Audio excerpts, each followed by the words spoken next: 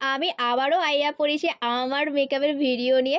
তো আমি বেরিয়ে পড়েছিলাম ক্লায়েন্টের বাড়ি যাওয়ার জন্য। আর এখানে হচ্ছে গাড়ি আসার জন্য অপেক্ষা করছিলাম যে কখন গাড়ি আসবে। আর দেন তারপরেই আমি লোকেশনে পৌঁছে গেছিলাম। আর এই ক্লায়েন্ট আমাকে ১ ঘন্টা বস করে রেখেছিল।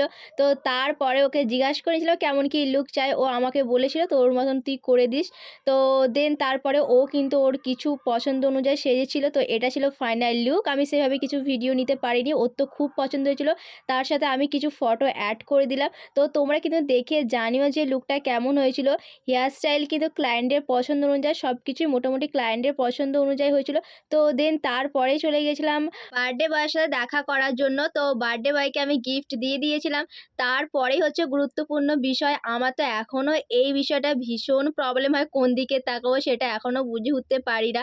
তো হঠাৎ করে কিন্তু এই বান্ধবীর সাথে আমার ১ বছর পর দেখা।